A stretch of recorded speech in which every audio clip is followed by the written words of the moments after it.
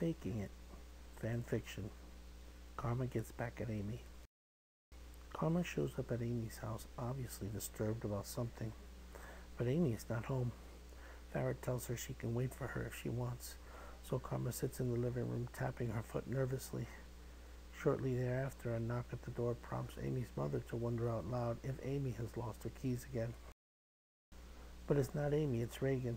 Farrah, Karma, and Reagan look at each other awkwardly for a moment, before Farrah extends the same courtesy she did to Karma, now to Reagan. Reagan sits aside from Karma, trying not to look at her because she doesn't really know what to say to her.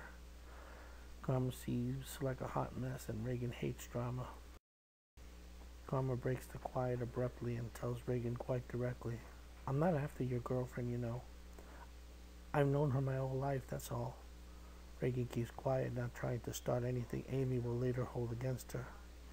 But Karma continues, "I know you hear me. Besides, I'm not gay. I've got a boyfriend. I've got nothing to prove." Karma keeps badgering Reagan till Reagan finally responds, "Who are you trying to convince, Karma? Don't you think I've been in your shoes? We all have. Heck, even though I hate to admit it, even Amy has." Reagan pauses, then continues, "With you." Karma's relentless tirade at Reagan suddenly stops. Karma drops her glaring stare from Reagan and starts looking toward the floor. She then falls back into the sofa defeated and begins to bawl. Her tears, uncontrollable, flow from her eyes down her flushed cheeks. "I can't take it anymore," Karma pours out her heart to an unprepared Reagan. "I didn't want to drive her away. I just wanted to be sure. I've never felt this before. I don't know how it's supposed to work. But before I knew it, I had this super hot guy every girl's effing dream, all hot for me. What was I supposed to do? That's what every girl wants, right? Who cares if I don't feel anything when he touches me? That comes later, right? Besides, everybody knows. Don't fall in love with your best friend. I was doing her a favor. I didn't." Karma continues to cry uncontrollably, and Reagan can't help but feel sorry for her.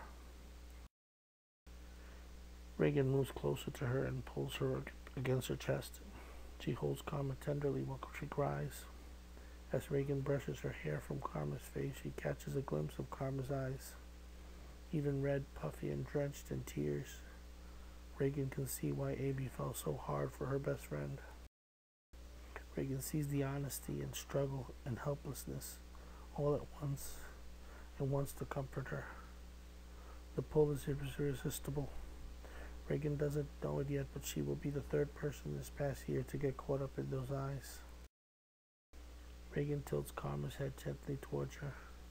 She locks eyes with Karma as she brushes aside Karma's auburn hair from her face. Karma's breath is shallow and short. Her eyes are wide and glossy. Her cheeks are flushed red and her lips are slightly parted and still quivering. Reagan gently runs her hand across Karma's locks. It ends up resting on her cheek.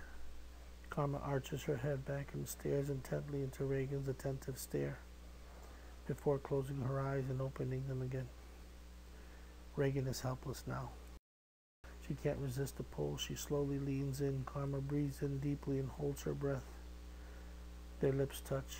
Reagan squeezes her tightly. Karma reciprocates. Reagan gets lost in the moment, leaving Amy far behind in the recesses of her memory.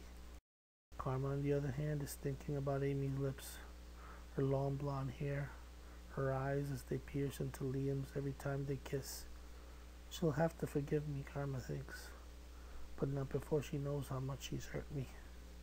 Karma presses her lips tighter against Reagan's and lets out a sigh. The doorbell rings, but neither girl can hear Farrah's voice as she answers the door. "Hi, Amy. Did you forget your keys again?" "You've got company waiting for you." Amy walks towards the living room. To be continued.